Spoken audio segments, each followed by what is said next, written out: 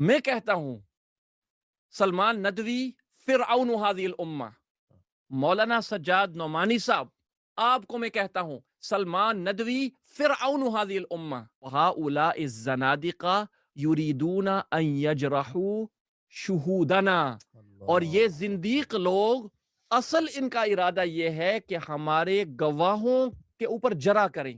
گواہ کون ہیں؟ قرآن پر گواہ صحابہ، سنت پر گواہ صحابہ، لیبطلوا الکتاب والسنت، تاکہ وہ قرآن اور سنت کو باطل قرار دے، نعوذ باللہ۔ فالجرح بہم اولا، ان کے اوپر جرح اولا، ان کے اوپر جرح اولا ہے۔ اس لیے اس سے کیا معلوم ہوا؟ ان پر اور ان کے مداحین پر، مداحین پر، ہاں، ان کا دفاع کرنے والوں پر، تو چاہیے رافضی ہو، چاہیے نیم رافضی ہو، اور چاہیے ان کے مداحین اور ان کی دفاع کرنے والے، جرا ان پر اولا ہے۔ بالکل بالکل۔ اب مولانا دیکھیں، بات یہ ہے، دیکھیں نا، ایک اس کو کہتے ہیں لٹمس ٹیسٹ انگلش میں، ایک تھوڑا سا ٹیسٹ کرتے ہیں۔ اس نے صحابہ کرام میں سے حضرت معاویہ رضی اللہ عنہ کو فرعون هذه الامہ کہا۔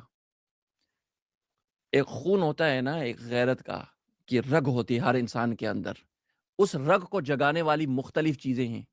بعض جو بے غیرت ہوتے ہیں تو جگانے والی چیزیں بغیرتی والی ہوتی ہیں، جو غیرت مند لوگ ہوتے ہیں تو قرآن و سنت اور صحابہ کرام اس رگ کو جگاتی ہے نا۔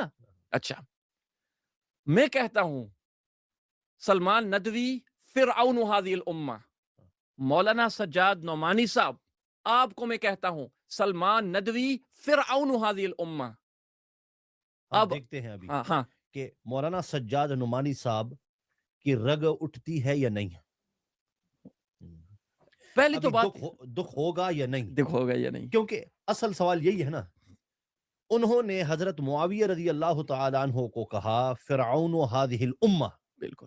مولانا سجاد نعمانی کے اندر ہم نے کچھ دکھ نہیں دیکھا، ہاں، ہمیں کوئی غیرت اٹھتی ہوئی نہیں نظر آئی، نہیں نظر آئی، ٹھیک ہے۔ بالکل۔ تو جب کوئی سلمان ندوی کو فرعون هذه الامہ کہے گا تو مولانا سجاد نعمانی اور مولانا سجاد نعمانی کے جو فرمائش کرنے والے مریدین ہیں، ان کے اندر بھی کوئی غیرت نہیں اٹھنی چاہیے، اگر حضرت معاویہ ان کو زیادہ محبوب ہو۔ بالکل بالکل، شک اس میں ہے، بالکل شک اس میں ہے۔